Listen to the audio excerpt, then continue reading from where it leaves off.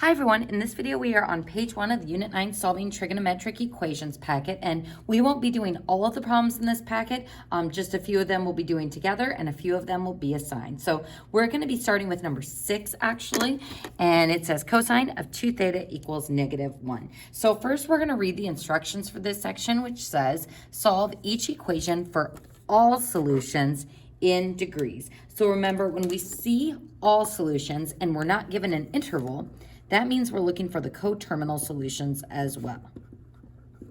So I am immediately going to define K to be equal to Z. So that's something I'm going to be picky about on the test, is if it asks for all solutions somewhere in your work, you have to define that K is the set of all integers.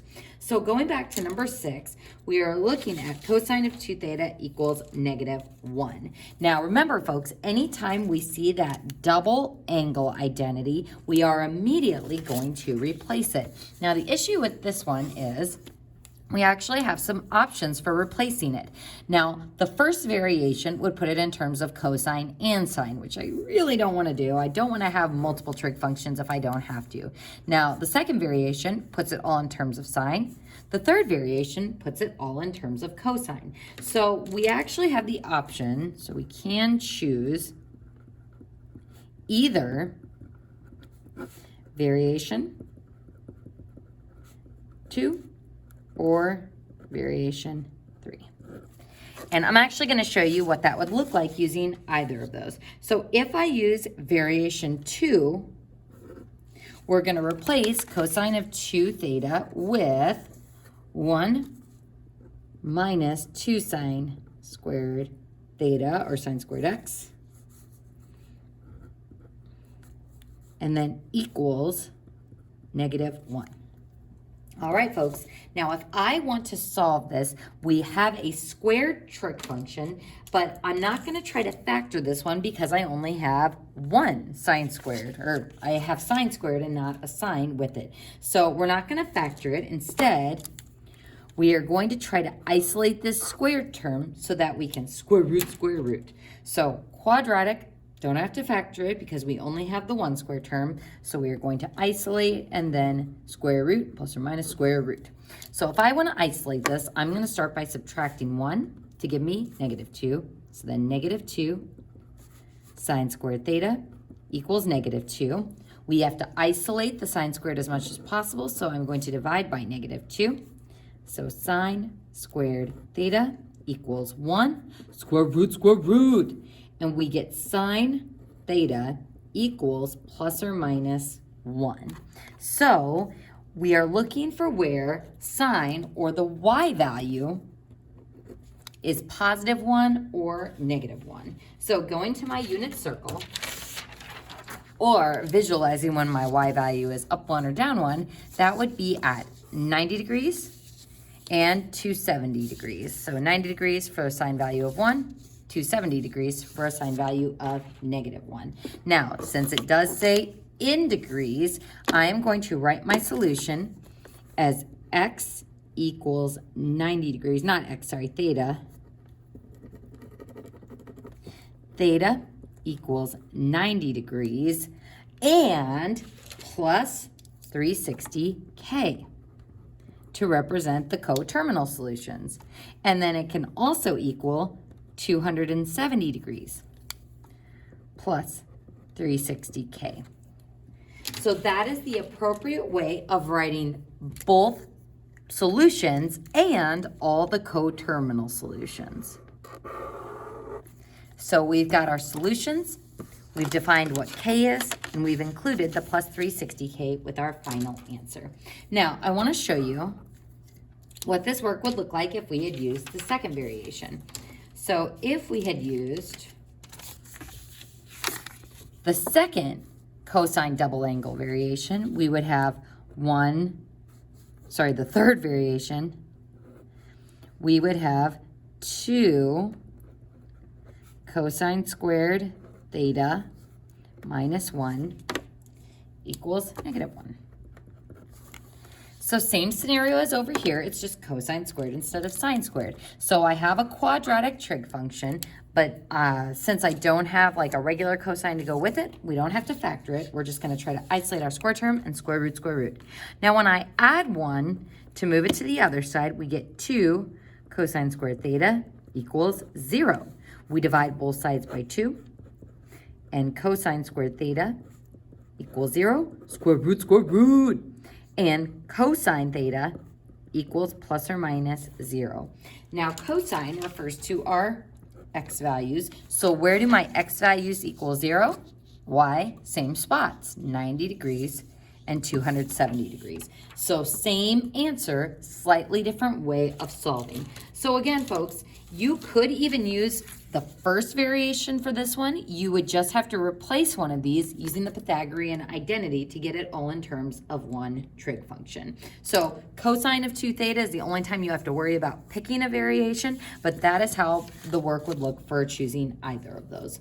So moving on, we're gonna go to number 12 next. Now on this one it says solve each equation for the given interval.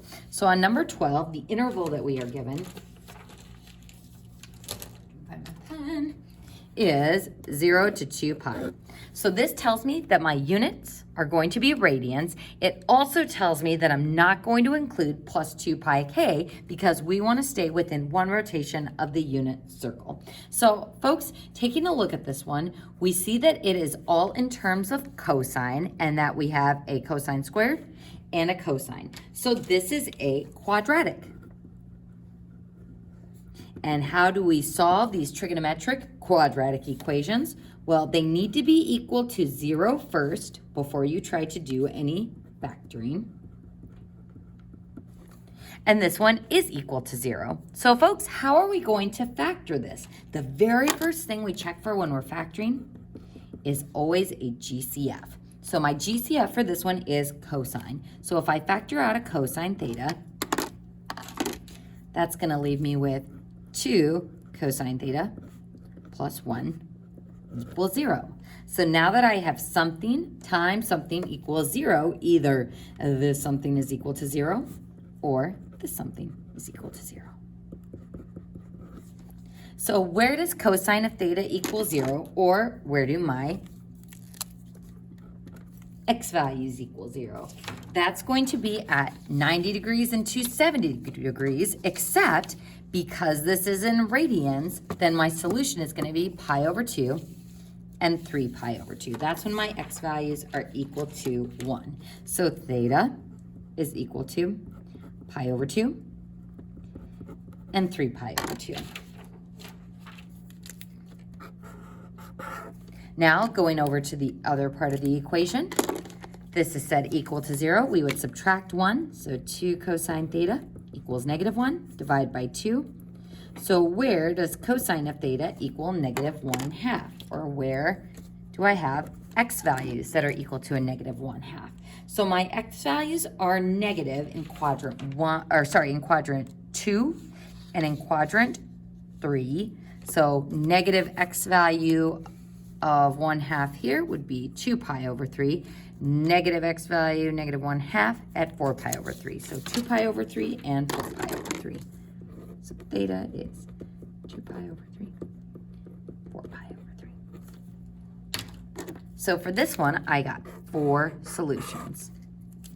So that concludes page 1 on the solving packet. We are now going to move to page 2. Now on page 2, we're going to go through number 13 together, and then I'm going to have you try 14, 15, and 16. So on number 13, I identify this as a quadratic trig equation because I've got cosine squared and cosine. So we're going to try to factor this. Now, folks, can I just jump straight into factoring and do this? I'm going to factor out cosine, and then that's 2 cosine theta minus 1 equals 1. So then if I have something times something equals 1, this one equals 1, and this one equals 1. Folks, this is not allowable. It must be equal to 0 before factoring.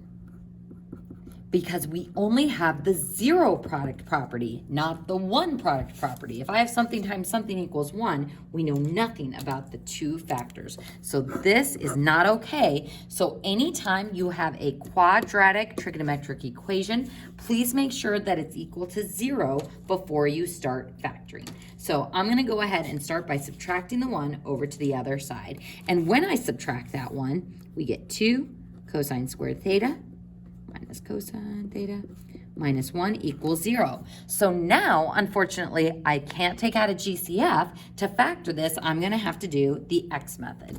So factors of 2, 1, and 2, and I can throw the cosine in there if I want. Factors of 1, 1, and 1. Multiply on the X, we get 1 cosine theta.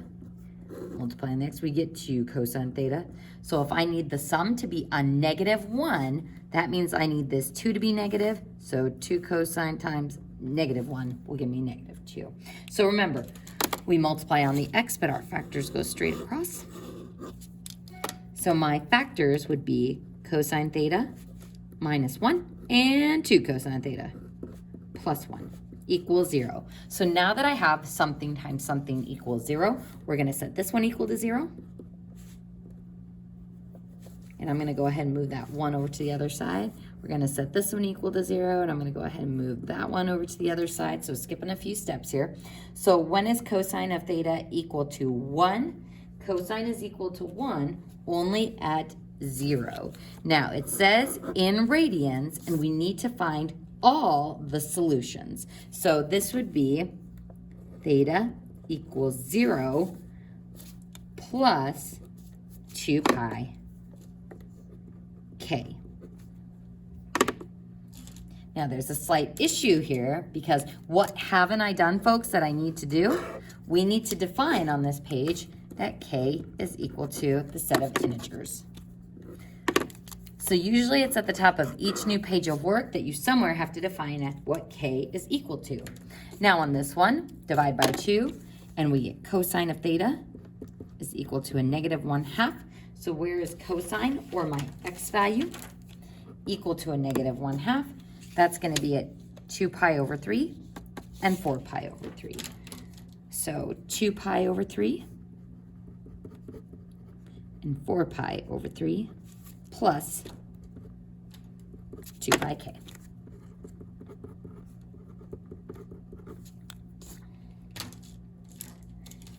So folks, on these 3 problems that I want you to try, you don't have to take it all the way to the theta solution. I mainly want to make sure you can either factor it or get it down to the isolated trig function like cosine or sine, because I think you can take it from there with reading the solutions on the unit circle. So you can get it down to the isolated trig function on number 14. I want you to try on your own. 15 and 16. So go ahead and pause the video, and once you're done, you can go ahead and unpause it, where I will go through the solutions. So on number 14, we've got a trigonometric quadratic. We've got sine squared and sine, so we're going to need to factor this by normal factoring, and we see that it's already equal to 0. So using normal factoring, we're looking for a product of 1 and a sum of negative 2, so that would be negative 1 and negative 1. So sine theta minus 1, sine theta minus 1. You could write that as sine theta minus 1 squared, because those are going to give you the same solutions. We get sine theta equals 1. So we're not going to carry it out to the full solutions. That's good enough for me. We just want some practice with figuring out when to do what.